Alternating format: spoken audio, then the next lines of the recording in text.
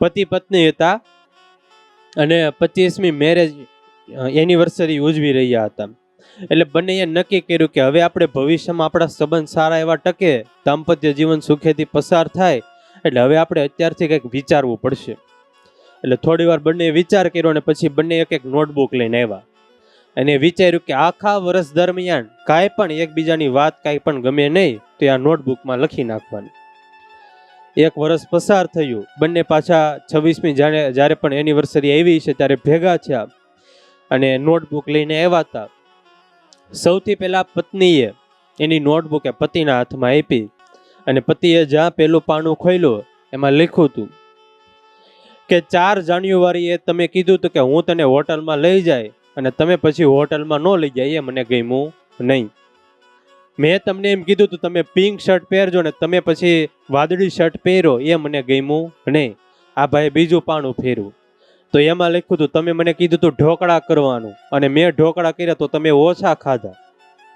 હવે કેવો કેવો દુખાવો આ બધું વાંચીને સાંભળી તો એ ખબર પડે કે માણસોને આવા દુખાવાય થાય ત્યારે એમ થાય આ ટકો કરાવ્યું એ સારું કર્યું. મેં તમને કીધું તો મને શોપિંગ માટે લઈ જાજો ને તમે ન લઈ ગયા, એ મને ન ગમ્યું.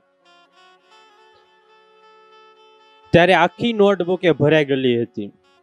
પછી પતિએ 2 હાથ જોડીને માફી માંગી કે આટલી બધી ભૂલ મેં આખા વર્ષમાં કરી છે, મારાથી ભૂલ થઈ ગઈ, મારો આ અપરાધ એ તમે ક્ષમા કરો. પછી પતિની બુક પત્નીને આપી. પત્નીએ પેલું પાનું ખોલ્યું, કાંઈ લખ્યું નહોતું. બીજું પાનું લખ્યું, ફેરવું, કાંઈ લખ્યું નહોતું. એક હારે ઘણા પાના ફેરવી નાખ્યા, કાંઈ લખ્યું નહોતું. છેલ્લું પાનું ફેરવું તો એમાં ખાલી પતિએ થોડાક શબ્દો લખાતા અને એવું લખ્યું હતું કે તમારી પણ ઘણી વાત એવી છે કે જે મને નથી ગમી મારા જીવનમાં, પણ તેમ છતાં પણ તમે મને અત્યાર સુધી આ જિંદગીની અંદર ઘણો સાથ આપ્યો છે, ઘણો સહકાર આપ્યો છે, તમે મને ઘણો ભાવ પ્રેમ આપ્યો છે, એટલે હું તમારી તમામ પ્રકારની જે પણ નાની મોટી ભૂલો છે એ નજરમાં રાખતો નથી અને એટલા માટે હું કાંઈ પણ ભૂલો તમારી લખતો નથી.